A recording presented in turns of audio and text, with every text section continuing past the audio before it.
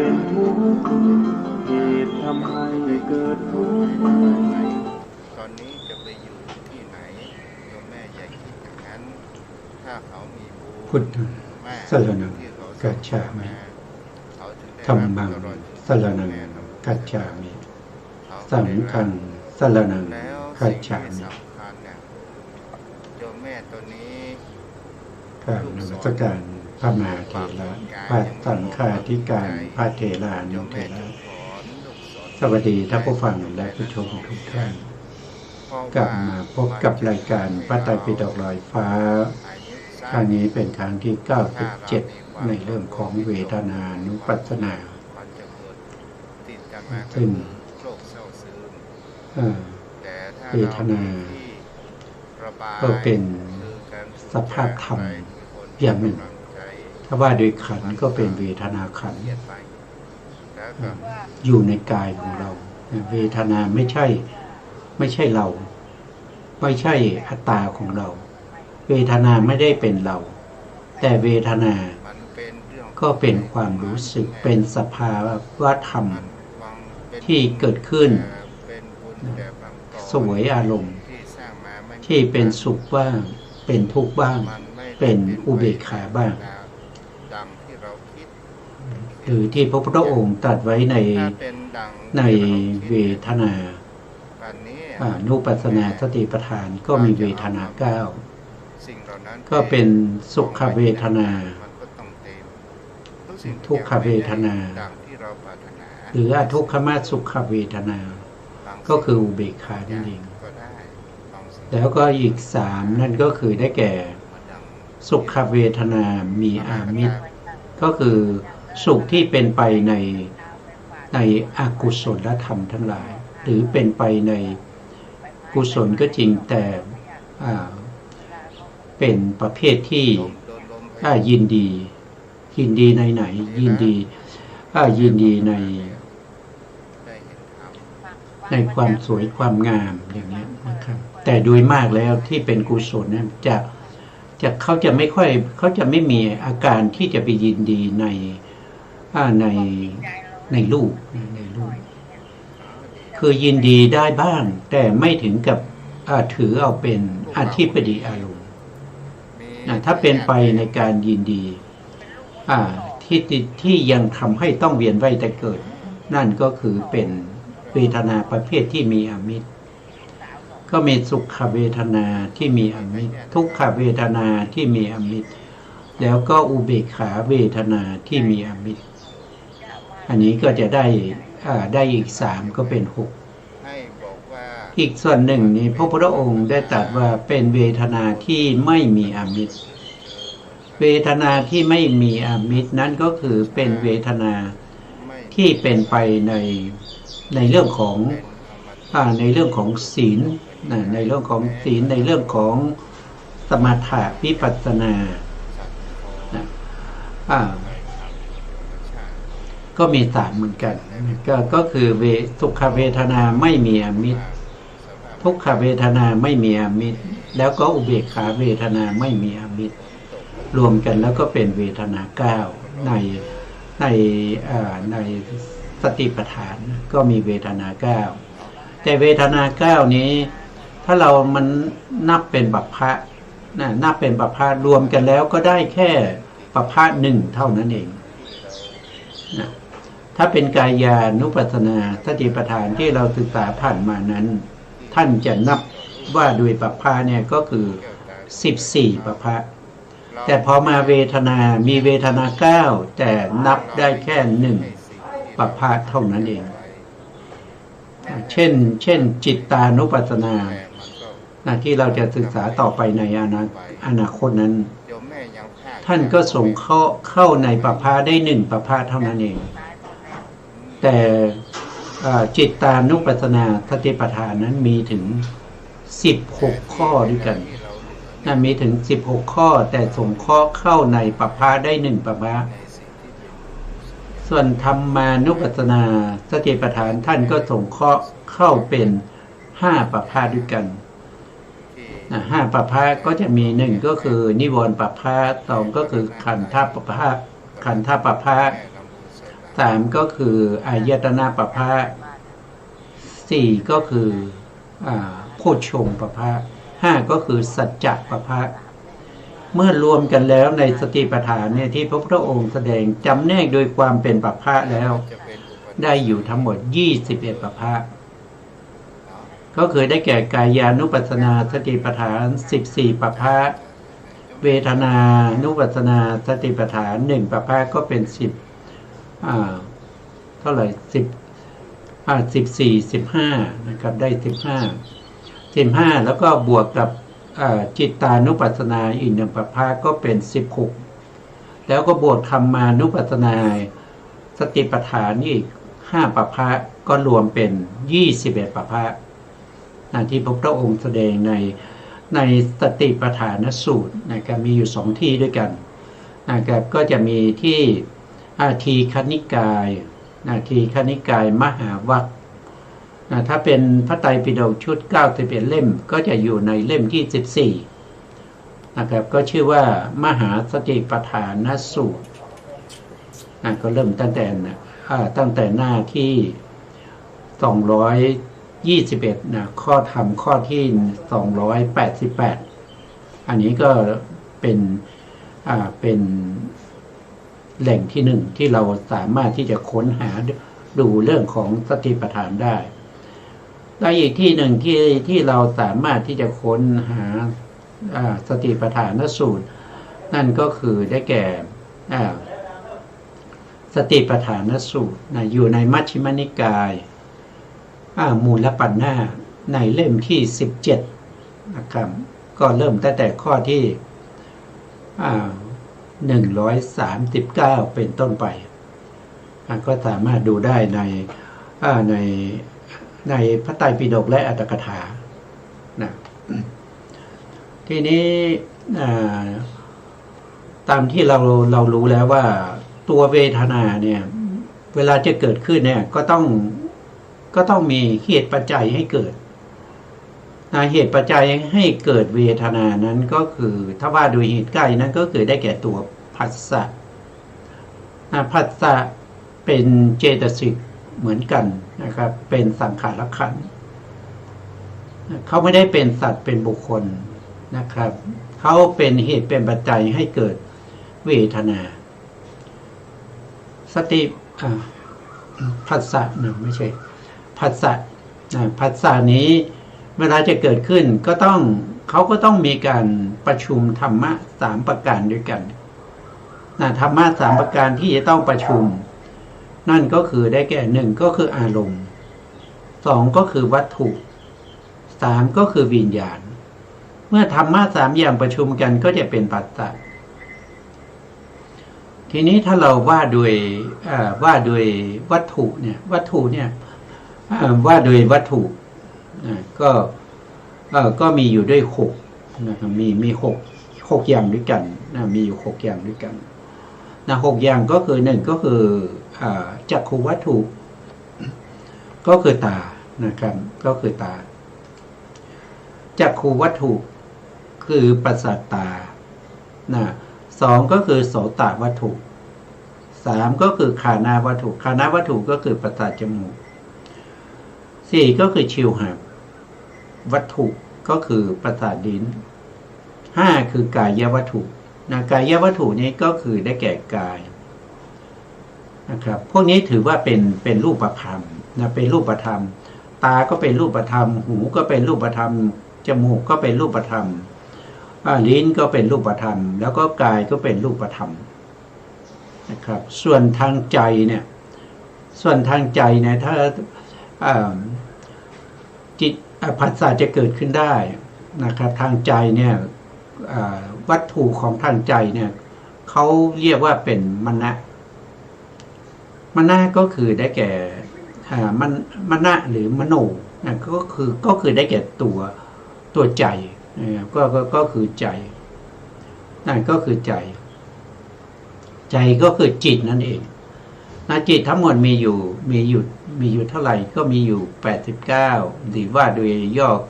89ว่าโดยพิสดารก็121นะตามที่เราศึกษากันมานะครับในพระอภิธรรมในพระอภิธรรมอันนี้เรียกว่าเป็นวัตถุเป็นทวารจะเรียกเป็นทวารก็ได้นะครับเป็นวัตถุก็ได้แต่ถ้าว่าโดยวัตถุเนี่ยวัตถุที่เป็นรูปเนี่ยมีอยู่6อย่างแต่ในที่นี้ท่านแสดงไว้5อย่างส่วนที่ท่านไม่ได้แสดงไว้1อย่างนั้นก็คือได้แก่เขาเรียกว่าเป็นหัตถยวัตถุหัตถยวัตถุนี่เป็นที่เกิดของจิตและเจตสิกของจิตและเจตสิกในสัตว์ทั้งหลายที่เกิดในปัญจโวการภูมิแต่ถ้าไปเกิดในจตุโวการภูมิก็ไม่ต้องอาศัยหัตถยวัตถุจิตก็สามารถที่จะจิตและเจตสิกก็สามารถเกิดขึ้นได้นี่ทั้งหมดนี้เราเรียกว่าเป็นอายตนะภายในอายตนะภายในก็คืออะไรก็คือจักขวายตนะก็คือประสาทตาโสตายตนะก็คือประสาทหูคานายตนะก็คือประสาทจมูกชิวหายตนะก็คือประสาทลิ้นกายายตนะก็คือประสาทกายแล้วก็มนายตนะก็คือได้แก่ใจได้แก่ใจหรือจิตหรือมโนนะครับอันนี้เป็นอายตนะคือธรรมะหรือว่าธรรมะเนี่ยบางอย่างก็มีหลายชื่อมีชื่อหลายอย่างนะครับอย่างพวกเราเนี่ยพวกเราซึ่งมีขันธ์5รวมกันแล้วที่เราเรียกว่าเป็นคนเป็นสัตว์เนี่ยก็จะมีชื่อมีชื่อบางคนก็จะมีหลายชื่อนะครับหลายชื่อมีชื่อเล่นชื่อเล่นแล้วก็มีชื่ออย่างเป็นทางการนะครับหรือว่ามีบางคนก็ตั้งชื่อให้นะครับต่างๆนะครับก็หลายๆชื่อจริงๆแล้วก็เป็นอันเดียวกันนะครับจะว่าโดยอย่างเช่นในธรรมที่เป็นอายตนะเนี่ยจะว่าโดยจักขวายตนะหรือจักขูประสาทหรือตาหรือว่าเป็นวัตถุหรือว่าจะเป็นวัตถุก็เรียกว่าจักขูวัตถุหรือว่าจะเรียกโดยทวารก็เป็นจักขูทวารพวกนี้ว่าโดยองค์ธรรมก็คืออันเดียวกันก็เป็นอันเดียวกันนะครับไม่ได้เป็นอย่างอื่นไม่ได้เป็นอย่างอื่นอันนี้เป็นอันที่หนึ่งนะครับที่ทำเป็นปัจจัยที่ทำให้เกิดเวทนาเป็นปัจจัยที่ทำให้เกิดภาษานะครับอันที่สองเขาเรียกว่าเป็นอารมณ์ที่ได้พูดไปนะเป็นอารมณ์หรือถ้าเราเรียกว่าเป็นอายตนะก็เป็นอายตนะภายในนะครับอารมณ์หรืออายตนะภายในก็เป็นอันเดียวกันนะครับแต่ต่างกันที่ชื่อนะครับแล้วก็จะใช้ในแต่ละที่ก็จะต่างๆกันไปนะขึ้นอยู่กับสภาวธรรมในแต่ละจุดแต่ละข้อขึ้นอยู่กับทายาศัยของผู้ฟังผู้ที่จะรับคำสอนของพระเจ้าแล้วก็สามารถที่จะเข้าใจได้นะครับข้อที่สองก็คืออายตนะจะเป็นอายตนะภายนอกที่เราพูดมาเมื่อกี้ตาหูจมูกลิ้นกายแล้วก็ใจเนี่ยเป็นอายตนะภายในอายตนะภายนอกก็มีสีใช่ไหมสีก็คู่กับตานะครับเขาเป็นคู่กันขาดกันไม่ได้นะครับถ้ามีตาก็ต้องมีสีนะครับถ้ามีตาแล้วไม่มีสีมันก็ไม่ก่อเกิดประโยชน์มันก็ไม่ครบวงจรนะครับหรือว่ามีสีแล้วไม่มีตาอันนั้นก็พิกลพิการนะครับอายตนะที่สองหรืออารมณ์ที่สองเนี่ยเขาเรียกว่าเป็นถ้าว่าโดยบาลีก็เป็นสัทธายตนะสัทธายตนะก็คือเสียงคู่กับอะไรเสียงก็คู่กับหูนะครับสัทธายตนะคู่กับโสตประสาทนะครับก็เป็นคู่กัน ถ้ามีสัทธายตนะแต่ไม่มีโสตะไม่มีโสตะมันก็เป็นคนอะไรไม่ได้ยินเสียงก็ขาดตกบกพร่องในเรื่องของประสาทหูก็ไม่ได้ยินเสียงนะครับอายตนะภายนอกที่สามหรืออารมณ์ที่สามเขาเรียกว่าเป็นกลิ่นนะกลิ่นนี่รู้ได้ทางจมูกนะครับมันคู่กันนะครับจะเอาจมูกไปฟังเสียงก็ไม่ได้นะจะเอาจมูกไปดูรูปดูสีก็ไม่ได้นะครับมันเป็นคู่ใครคู่มันเพราะฉะนั้นจมูกเนี่ยก็ต้องคู่กับกลิ่นนะครับก็ต้องคู่กับกลิ่นคู่ต่อไปคู่ที่สี่ก็คือลิ้นนะลิ้นคือชิวหาประสาทก็คู่กับรัศสาลมนะรัศสาลมก็คือรสนั่นเองนะคู่ที่ห้าก็คือกายนะกายประสาทคู่กับโผฏฐัพพะโผฏฐัพพะก็คือความแข็งความอ่อนนะความเย็นความร้อนแล้วก็ความตึงความไหวที่คู่กับกายประสาทนะหกก็คือมโนมนะหรือใจนะครับก็คู่กับธรรมารมณ์คู่กับธรรมารมณ์ธรรมารมณ์นี้ถ้าว่าโดยองค์ธรรมก็จะมีเยอะหน่อยนะครับก็จะมีทั้งที่เ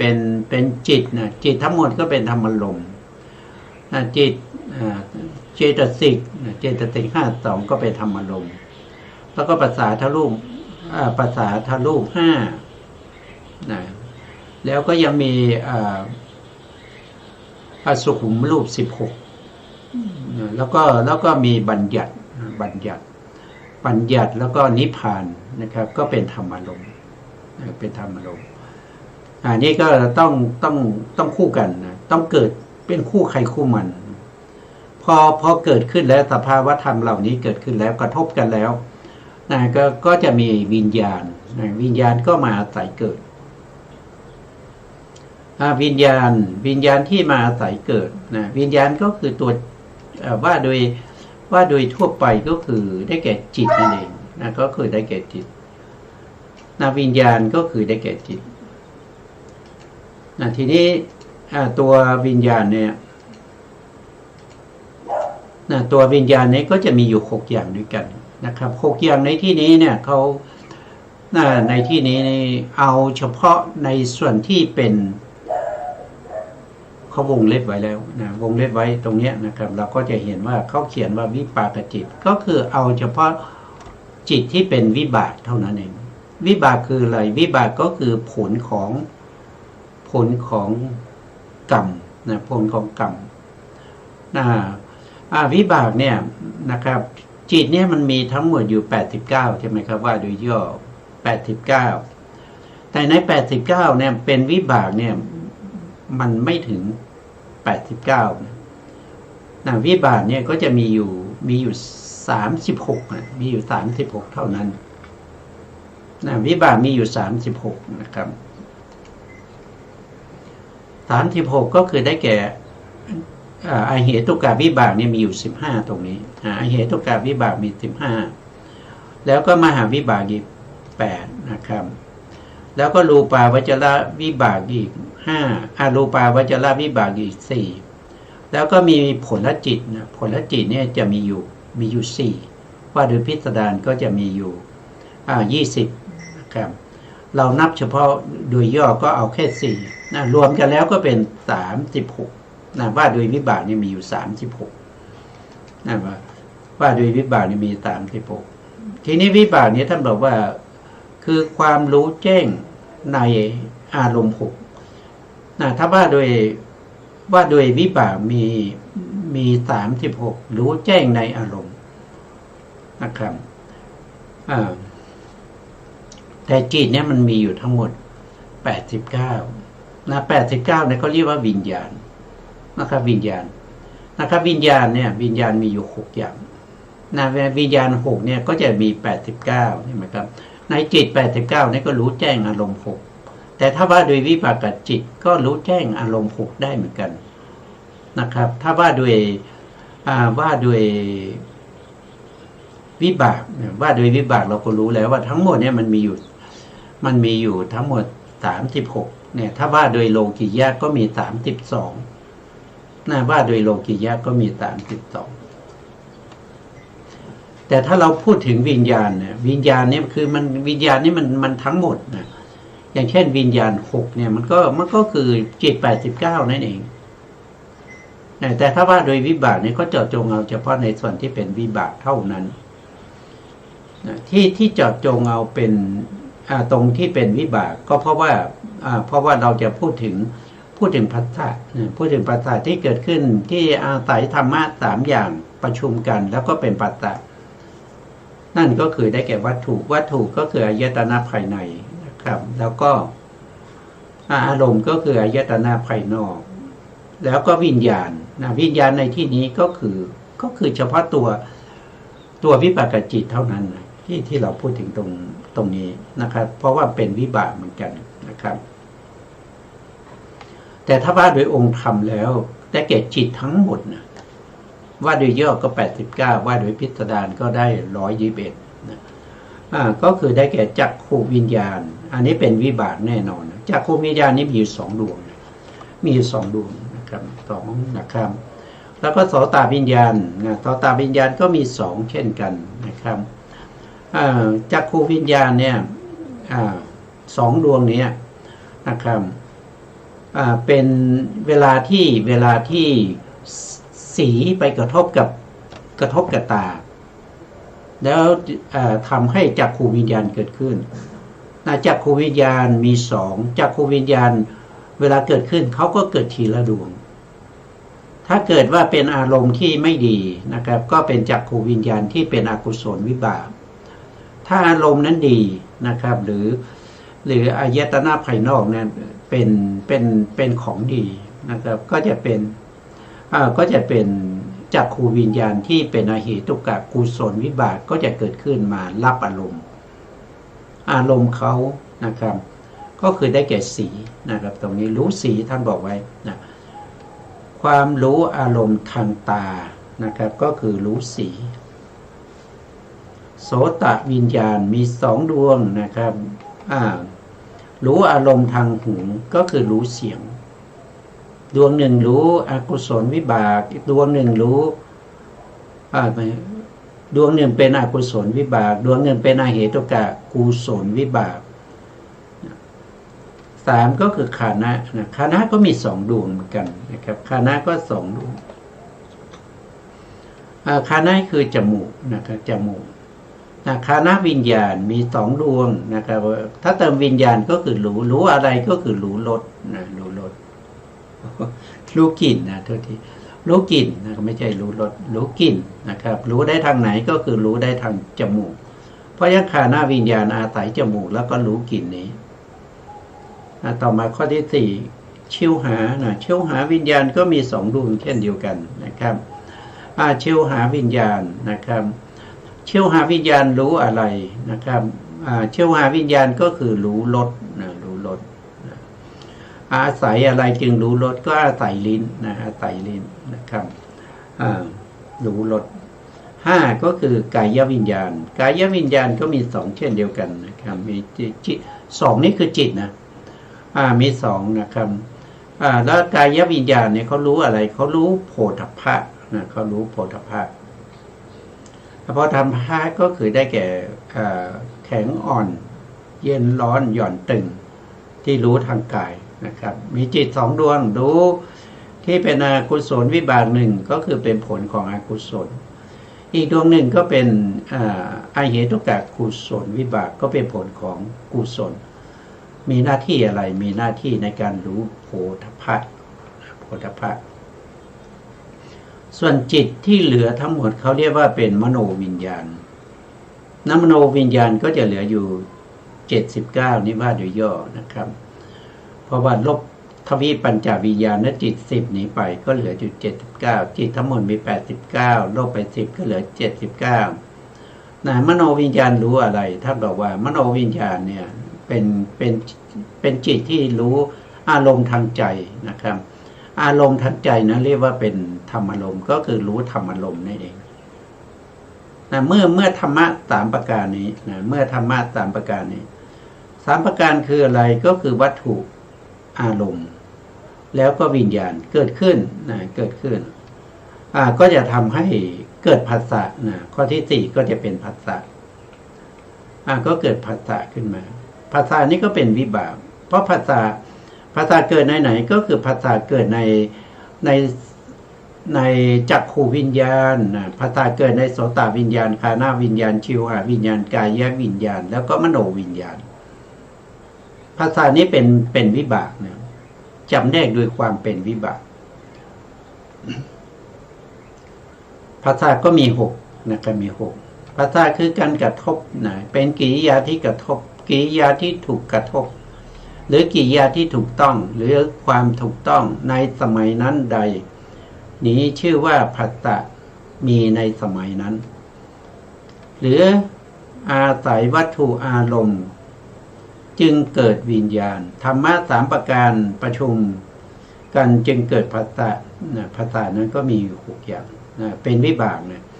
ผัสสะนี้เป็นวิบากเราต้องเข้าใจว่าตัวผัสสะถ้าเราพูดถึงความเป็นไป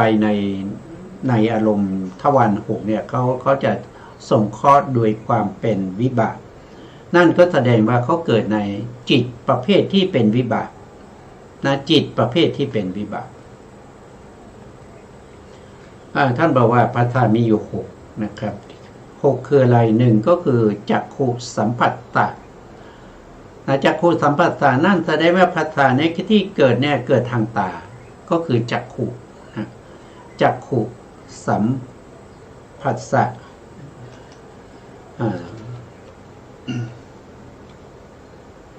จักขุสัมผัสตะ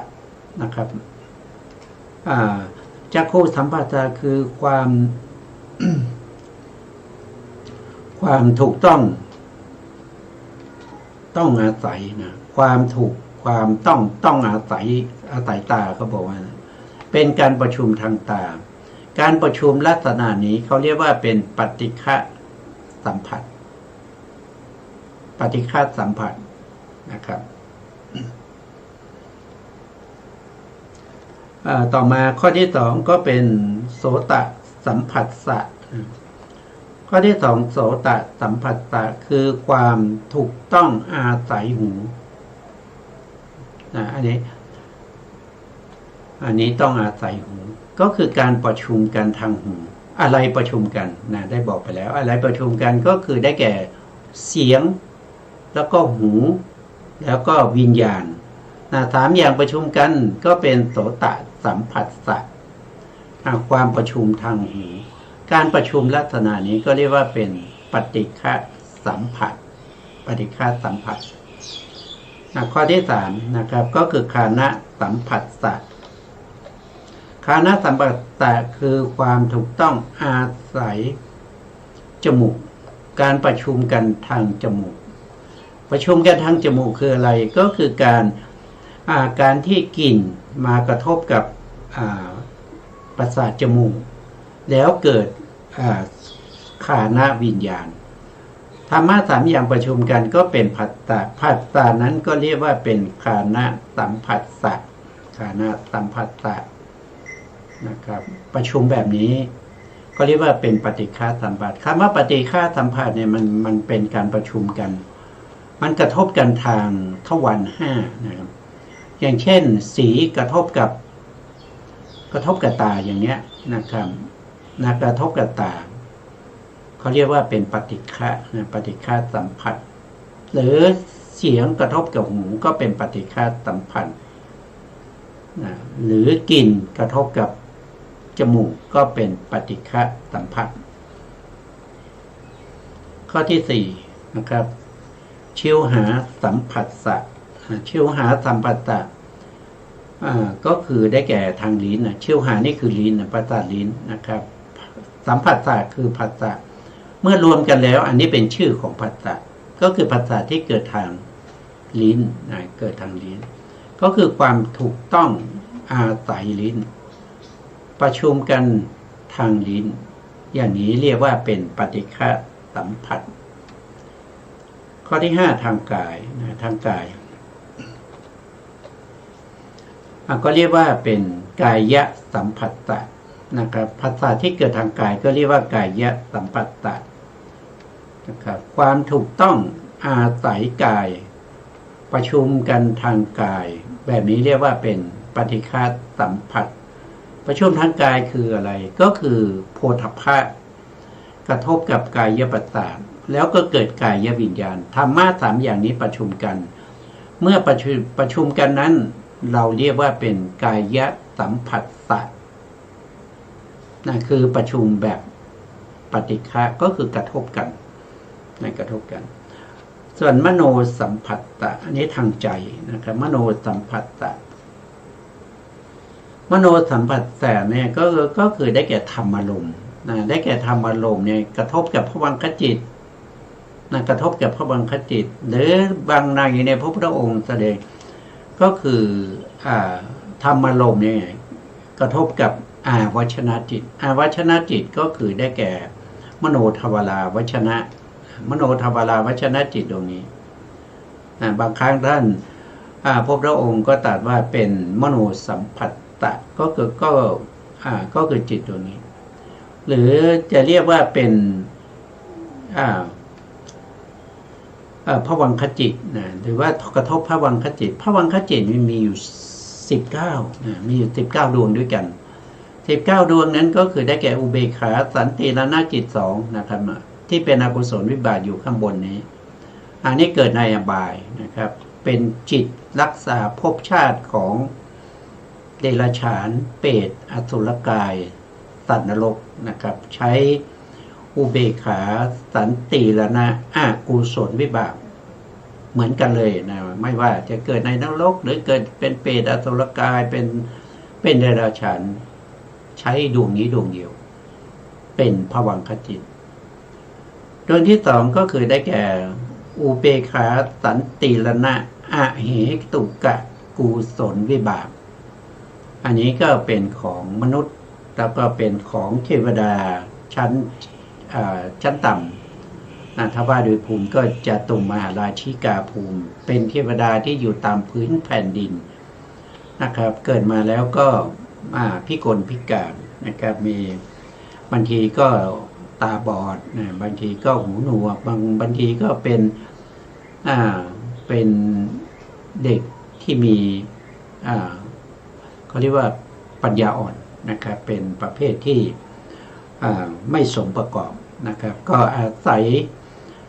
ยภวังคจิตที่เป็นอุเบกขาสันติละนะอเหตุกะกุศลวิบากดวงนี้ตลอดชีวิตตั้งแต่เกิดตั้งแต่อย่างลงปฏิสนธิจิตดวงนี้ก็จะทำหน้าที่เป็นปฏิสนธิจิตเมื่อปฏิสนธิจิตดับไปแล้วจิตดวงนี้ก็เกิดใหม่อีกดับไปแล้วก็เกิดใหม่อีก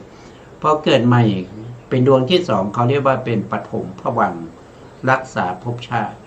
แล้วหลังจากนั้นก็จะเกิดดับอย่างนี้ไปตลอดชีวิตของบุคคลที่ได้ภวังคจิตดวงนั้นมานะครับต้องใช้ไปตลอดชีวิตในช่วงชีวิตหนึ่งจะเปลี่ยนภวังคจิตไม่ได้ภวังคจิตจะเปลี่ยนได้อีกทีต่อเมื่อเราจุติคือตายแล้วไปเกิดภพใหม่พอไปเกิดภพใหม่ที่จะยังลงในภพใหม่นั้นก็จะเป็นจิตดวงใหม่จิตดวงใหม่อาจจะเป็นจิตอื่นนะครับเพราะก็ดวงนั้นก็จะเป็นภวังคจิตของเราในภพนั้นต่อไปอีกเพราะว่าแต่ละภพแต่ละชาติเนี่ยก็มีภวังคจิตแค่ดวงเดียวคนหนึ่งก็มีภวังคจิตแค่ดวงเดียวนี้ไม่ได้หมายความว่าเกิดแล้วก็ตั้งอยู่อย่างนั้นตลอดชีวิตดวงเดียวนี้ไม่ใช่แต่หมายถึงว่าเขาเกิดดับเนี่ยนะครับเมื่อเวลาที่เราหลับจิตดวงนี้ก็จะเกิดดับไปหลับไป6 ชั่วโมงนะจิตดวงนี้ก็เกิดดับติดต่อสืบกันไปถึง6 ชั่วโมงเขาเรียกว่าเป็นภวังคจิตที่รักษาภพชาติเพราะฉะนั้นตลอดชีวิตของเรานะครับตั้งแต่เกิดไปจนถึงตายอายุเท่าไหร่นะอายุบางคนก็อายุมากบางคนก็อายุน้อยบางคนก็อายุ100 ปีนะครับก็มีน้อย100 ปีมีน้อยปัจจุบันเนี่ยนะบางคนก็ปัจจุบันนี้อาจจะ60นะอาจจะ70หรือว่า50ก็แล้วแต่80ก็แล้วแต่ก็ต้องใช้ภวังคจิตนั้นไปจนถึง วาระสุดท้ายของชีวิต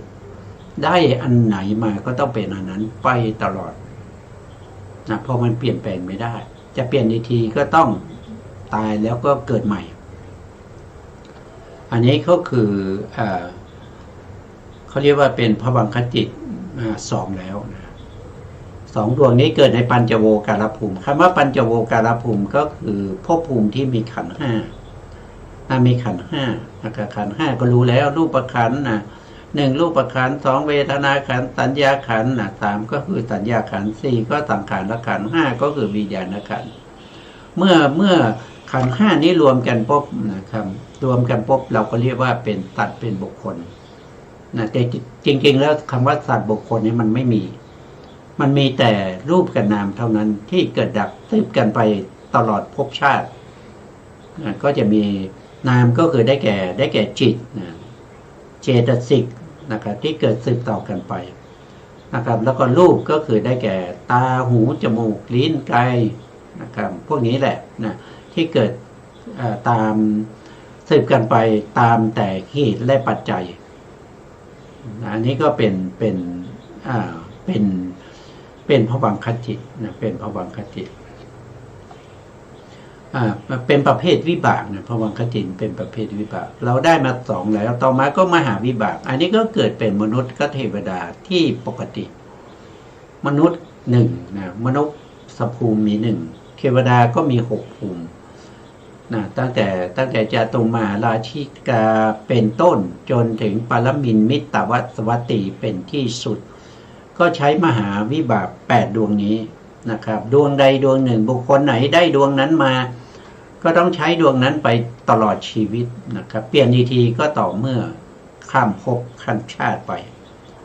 ก็ได้เป็น10อันนี้เกิดในกามภูมินะเกิดในกามภูมิเท่าไหร่มีอยู่11นะครับมีอบายหนึ่งนะครับก็อุเบกขาสันติรณะอกุศลวิบากแล้วก็มนุษย์เทวดาพิกลพิการก็เป็นอุเบกขาสันติรณะเหตุกากุศลวิบากเกิดเป็นมนุษย์ที่มีปกติพร้อมด้วยเทวดาอยู่6ชั้นก็เป็นมหาวิบาก8พวกที่เป็นพรหมก็เกิดด้วยอรูปาวจระวิปากจิต5อันนี้เกิดเป็นรูปประพรหม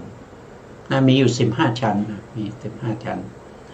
รูปประพรหมมี16นะครับภูมิที่ไม่นับเนื่องในปัญจโวการภูมินั่นคืออสัญญาสัตตภูมินะครับเพราะไม่มีจิตไม่มีจิตไม่มีวิปากจิตอันนี้ก็จะเกิดใน15ภูมิต่อไปก็จะมี4ก็คืออรูปอรูปาวจระวิบากอีก4อันนี้ก็เกิดเป็นอรูปประพรหมรวมได้ทั้งหมดก็จะมีอยู่19มีอยู่19รูปนะครับก็อุเบกขาสันติรณะ2นะครับแล้วก็มหาวิบาก8รูปาวจระอรูปาวจระวิบากจิต5อรูปาวจระวิบากจิต4รวมเป็น19ดวง19ดวงนี้เราก็เรียกว่าเป็นภวังคจิตนะครับภวังคจิตภวังคจิตที่เป็นมโนสัมผัสสะเนี่ยนะครับก็จะเกิดในจิตเหล่านี้เมื่อมีการกระทบแล้วมีการประชุมของธรรมะ3อย่างแล้วตัวผัสสะที่เกิดขึ้นก็เกิดในจิตเหล่านี้เกิดในจิตเหล่านี้เราเรียกว่าเป็นมโนสัมผัสสะหรือมีอีกในหนึ่งที่พระพุทธองค์แสดงนะครับนั่นก็คือได้แก่ผัสสะที่เกิดในอาวัชนะจิตอาวัชนะจิตนั่นคือได้แก่มโนทวาราวัชนะจิตตัวผัสสะที่อยู่ในมโนทวาราวัชนะจิตเรียกว่าเป็นมโนสัมปัตตะก็มี2ในนะครับเกิดในภวังคจิตก็ได้เกิดในมโนทวาราวัชนะจิตก็ได้นะครับก็คืออะไรก็คือความถูกต้องอาศัยใจการประชุมทางใจการประชุมลักษณะนี้ไม่ใช่การประชุมแบบปฏิฆะสัมปัสสะแต่เป็นการประชุมแบบอาทิวัจนะสัมผัสเนี่ยไม่เหมือนกันนะครับที่เราพูดมาทางตาทางหูทางจมูกทางลิ้นทางกายเนี่ยมันเป็นปฏิฆะสัมผัสนะครับแต่ทางใจเนี่ยทางมโนเนี่ย เขาเรียกว่าอาทีวัจนะสัมผัสก็คือมันสัมผัสกับถ้าว่าโดยความหมายของคำแล้วคือเขาสัมผัสกันเฉพาะชื่ออาทีวัจนะเนี่ยแล้วก็สัมผัสเนี่ยก็คือสัมผัสกันเฉพาะชื่อนะเฉพาะวจนะนั้นนะครับก็เป็นการสัมผัสแบบทางมโนทวารนะครับมโนทวารไม่ใช่ปัญจทวารทีนี้เราก็ได้ผัสสะมาแล้วเราก็ได้ผัสสะมาแล้วทีนี้ผัสสะที่พูดถึงเนี่ยเมื่อเขาเกิดขึ้นเนี่ยเขาเป็นเหตุเป็นปัจจัยให้เกิดเวทนาเขาเป็นเหตุเป็นปัจจัยให้เกิดเวทนาทีนี้เวทนาเนี่ยท่านบอกว่าถ้าว่าโดยในนี้นะโดยในที่เราเรียนกันมาตั้งแต่ต้นเนี่ยนะครับเขาเรียกว่าเวทนาที่เป็นวิบากนะไม่ใช่เวทนาที่เป็นที่เป็นกุศลอกุศล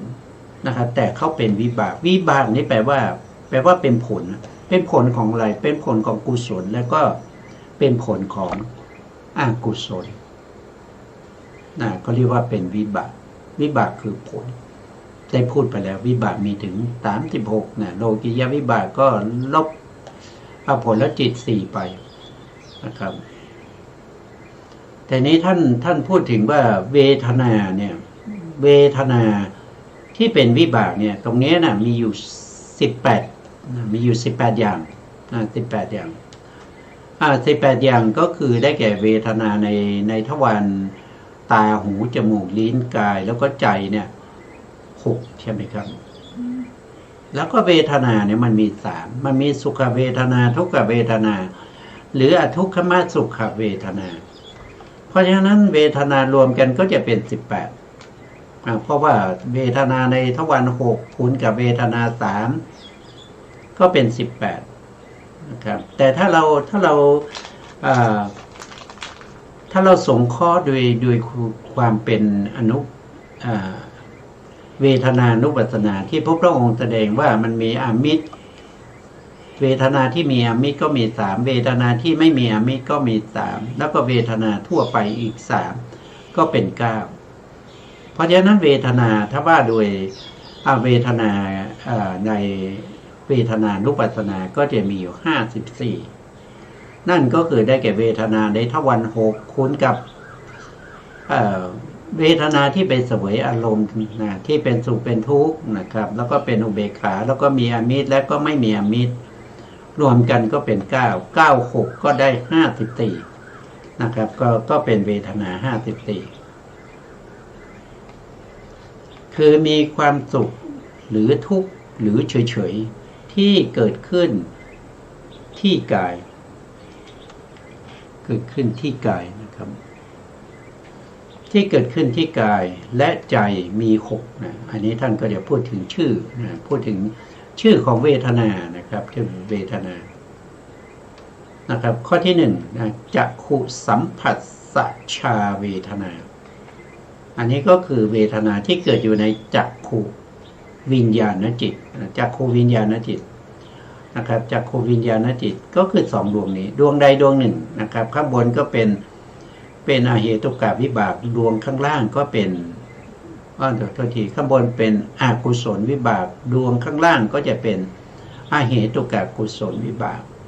ตัวผัสสะที่อยู่ในเวทนานี้เราเรียกว่าเป็นจักขุสัมผัสสัชชาเวทนาจักขุสัมผัสสัชชาเวทนาท่านบอกว่าความรู้สึกที่เกิดจากการเห็นในจักขุวิญญาณจักขุวิญญาณเติม2หน่อยเพื่อ2ดวงนะครับที่เติม2เนี่ยก็คือ2ดวงโสตวิญญาณก็มี2เหมือนกันนะครับแล้วก็คานะวิญญาณก็มี2เหมือนกันแล้วก็ชิวหาวิญญาณก็มี2นะครับเป็นผลของอกุศลนะครับแล้วก็เป็นผลของกุศลเหตุกะทางมโนเนี่ยถ้าว่าโดยตัวเวทนาเนี่ยท่านจะไปเอาเวทนาที่อยู่ในชวนาจิต อยู่ในชวนาจิต ทีนี้ชวนาจิตนะครับที่เป็นไปในกุศลและก็อกุศลเนี่ยก็จะมีอยู่ก็จะมีอยู่ถ้าว่าโดยในว่าโดยอกุศลจิตก็จะมีอยู่12ใช่ไหมครับเนี่ยอกุศลจิตเนี่ยมี12ก็คือเวทนาที่อยู่ในนี้นะก็เป็นชวนะท่านบอกว่าเป็นชวนะท่านบอกว่าเป็นชวนะท่านบอกว่าในชวนาจิตในชวนาจิตเพราะฉะนั้นชวนะเนี่ยมันคือจิตที่ไปทำหน้าที่นะชวนะนั่นก็คือได้แก่อกุศลชวนะ12นะครับอกุศลชวนะ12แล้วก็มหากุศลจิต8อันนี้เป็นของเรานะเป็นของเราคือ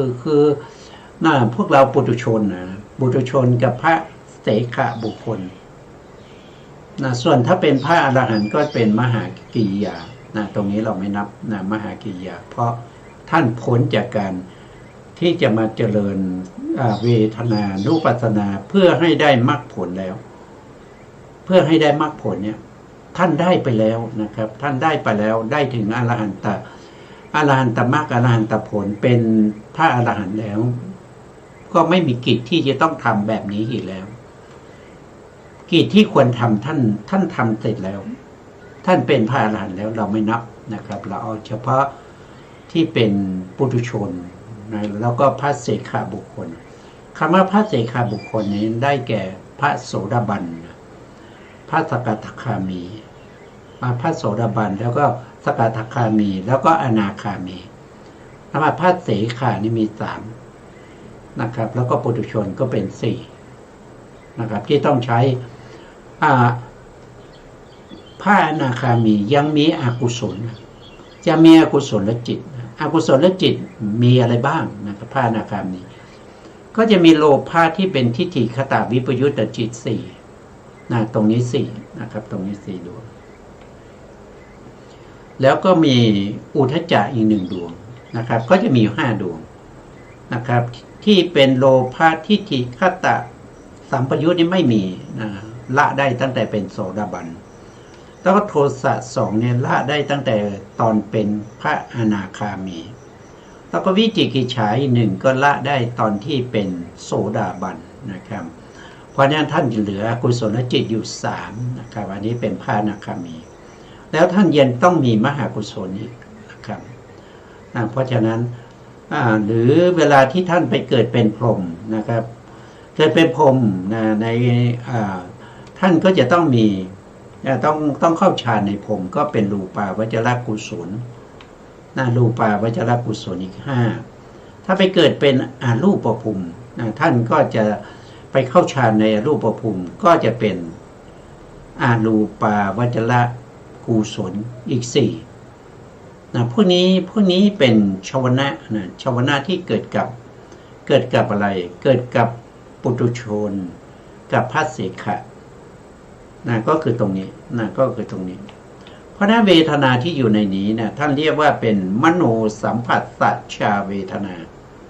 ความรู้สึกทางใจวงเล็บชวนะชวนะมีเท่าไหร่มีเดี๋ยวเราก็มานับดูอกุศล12นะครับอกุศลจิต12แล้วก็มหากุศลจิต8ก็เป็น20บวกรูปาวจรจิตอีก5ก็เป็น25บวกอรูปาวจรจิตอีก4ก็เป็น29นะครับตรงนี้ได้29นะตรงนี้ก็ลงตรงนี้ไปเป็น29นะ29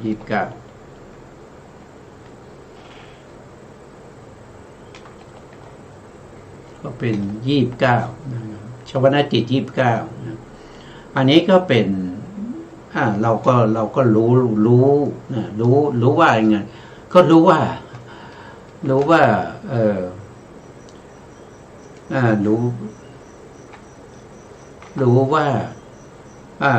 ด้วยเวทนาเนี่ยที่เราศึกษากันมาแล้วก็เราก็เจริญวิปัสสนาในเรื่องของเวทนา